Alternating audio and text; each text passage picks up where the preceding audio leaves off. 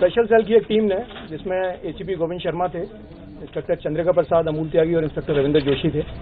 इन्होंने इंडिया का most wanted terrorist Abdul सुभान कुरैशी उर्फ तौकीर, जो कि को फाउंडर है इंडियन मुजाहिदीन का और एक टाइम पर हेड था सिमी का, इसको परसों रात को पकड़ा है after a brief exchange of fire from the area of Ghazipur. Tauqeer 2008 के जो सीरियल ब्लास्ट हुए थे गुजरात में, 23 ब्लास्ट हुए थे गुजरात में 2008 में, उसका ये मास्टरमाइंड है। और ये ब्लास्ट अहमदाबाद में हुए थे 26 जुलाई 2008 को।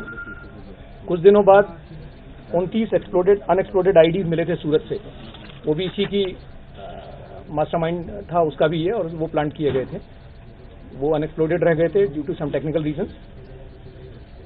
ये फिर से रिवाइव करने की कोशिश कर रहा था इंडियन मुजाहिदीन को और सिमी को, यूपी में, महाराष्ट्र में, गुजरात में, कर्नाटका में और मध्य प्रदेश में।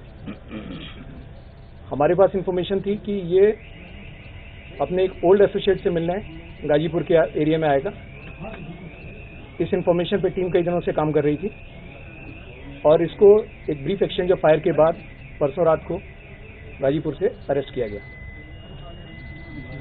इसका प्रोफाइल, क्रिमिनल प्रोफाइल काफी बड़ा है। एनआईए ने इस पे 4 लाख का इनाम डिक्लेयर किया हुआ है। 2007-2008 में सिमी के 4 ट्रेनिंग कैंप्स ऑर्गेनाइज किए गए थे, चोरल मध्य प्रदेश में, वागमोन केरला में, हलोल गुजरात में और एक कैसल रॉक हुबली कर्नाटका में। इन चारों कैंप्स में बेसिकली प्लानिंग की गई थी अपने कार्डर्स को ट्रेन करने की और इंडियन एस्टेब्लिशमेंट के अगेंस्ट वॉर की, जिसको ये जिहाद कहते हैं। इन कैंप्स में arms training, rock climbing, swimming, physical fitness, psychological training, Molotov cocktail जैसे पेट्रोल बम के नाम से हम जानते हैं वो बनाना, ये सब सिखाया गया था कैडर्स को। और साथ ही साथ अपने कैडर्स की डेथ को फेक करना कि एक्सीडेंट में जो मारा गया वो हमारा फला आदमी था, अगर पकड़े जाएं तो इंट्रोगेशन में कैसे इंट्रोगेटर्स को मिसलीड करना है, इन सब की ट्रेनिंग दी गई थी। वहां पे जो चीफ इंस्ट्रक्टर्स थे उनमें से एक चीफ इंस्ट्रक्टर ये था and he was one of the main organisers. 2008 में जब सफदर नागौरी और काफी लोग इसके अरेस्ट हो गए इंदौर में, तो उसके बाद ये भाग के गुजरात गया। उससे पहले ये रियाज भटकल के साथ मिलके इंडियन मुजाहिदीन की फॉर्मेशन कर चुका था।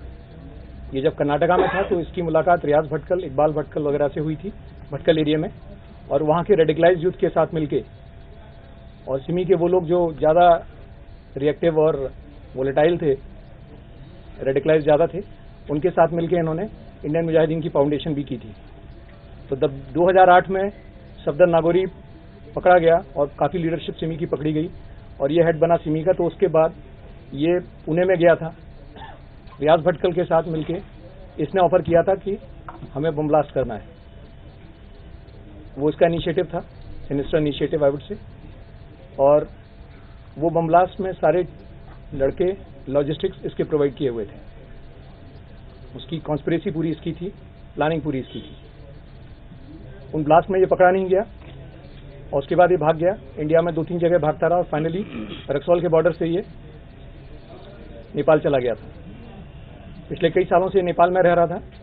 बीच में 2013 से 15 के बीच में कुछ टाइम के लिए सऊदी अरब भी गया था, basically again to raise funds और to revive his terror network.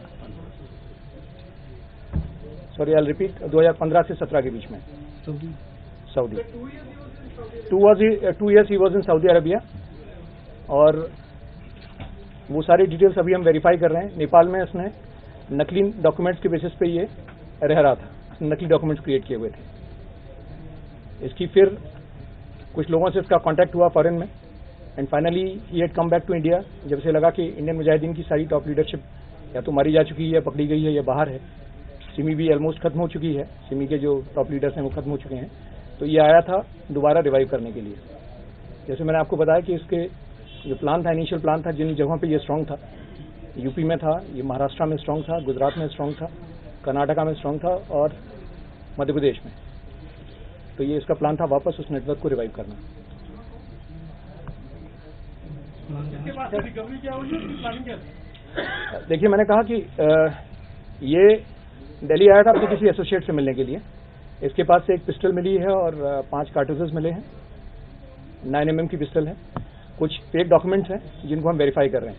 Sir, जब इसको पकड़ा, जब आप पकड़ने गए तो इसने क्या फायरिंग की आप लोगों को? क्या कुछ 12-13 राउंड एक्सचेंज हुए थे, 13-14 राउंड एक्सचेंज हुए थे। सर, कोई बड़ी प्लानिंग थी इसकी? जो देखिए, नहीं, इसकी दिल्ली की कोई प्लानिंग नहीं थी। मैं रिपीट कर रहा हूँ, इसकी दिल्ली की कोई प्लानिंग नहीं थी। दिल्ली में इसको सिर्फ और सिर्फ गाजीपुर के एरिया में, जो कि यूपी से टच करता है, इसको एक अपने एसोसिएट से मिलना था। सर, वो कौन है जिससे मिलना? वो अभी हम for the sake of further investigation अभी आपसे शेयर नहीं कर पाएंगे। जो एप्रोप्रिएट टाइम होगा उसमें आपके साथ शेयर किया जाएगा। सर, काफी समय से ये शांत था क्या, और अब फिर से अपना कैडर और स्लीपर सेल? नहीं, आई वोंट से कि शांत था। ये जैसा इसकी प्रोफाइल बताती है कि ये कभी भी शांत नहीं रहा। ये ऑर्गेनाइजर था, मास्टरमाइंड था। ये हमेशा से लार्जर रोल प्ले करता रहा है। जैसे सारे ट्रेनिंग कैंप जितने सिमी के, जो ऐसे ट्रेनिंग कैंप्स जिसमें सिमी के लोगों को हार्डकोर ट्रेनिंग दी गई to wage fight against the establishment, वो इसके सारे ऑर्गेनाइजेशन में ये रहता था। फंड रेजिंग में ये सबसे इम्पोर्टेंट था। एक टाइम पर ये सिमी का फाइनेंशियल सेक्रेटरी था और बाद में मेन फंड रेजर भी बना था। और जब वो कैंप्स इसने चारों ऑर्गेनाइज किए तो उसमें भी जो ट्रेनिंग दी गई थी उसके करिकुलम्स वगैरह इसने डिसाइड किए थे। जो इसके ट्रेनर्स थे वो इसने स्काउट किए थे, जो लोगों को ट्रेनिंग करेंगे, ट्रेनिंग देंगे, military training, physical fitness training, jungle survival training, map reading, ये सारी की सारी ट्रेनिंग उन कैंप्स में दी गई थी। फिजिकल फिटनेस की ट्रेनिंग, तो ये सारा कैंप्स इसके ऑर्गेनाइज किए हुए थे।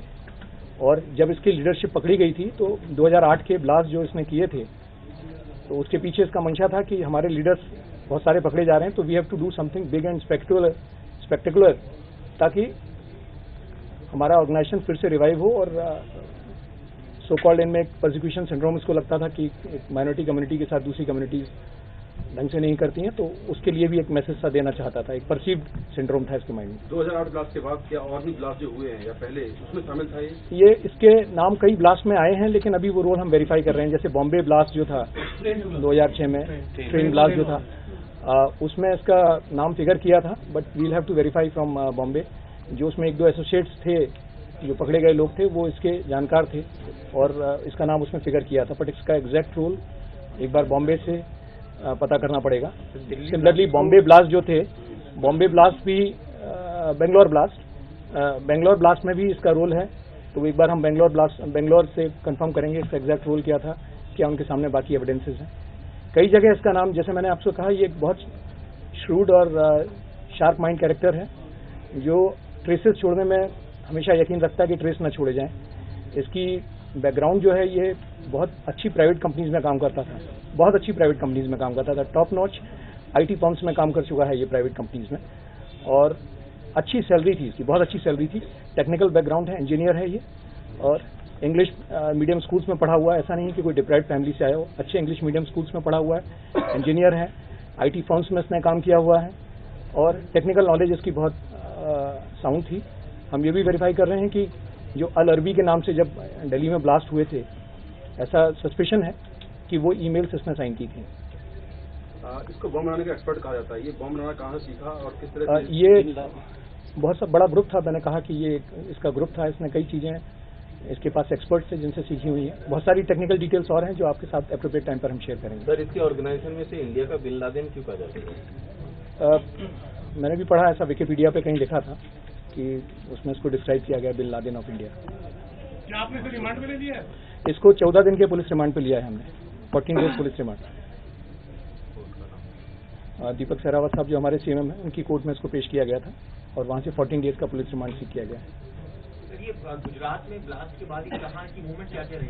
गुजरात ब्लास्ट के बाद में ये कई जगह गया है। ये मध्य प्रदेश में भी गया है, खंडवा, पटना भी गया है, जबलपुर भी रहा है, रांची भी रहा है, और उसके बाद में फिर रक्सौल बॉर्डर होते हुए नेपाल निकल गया है।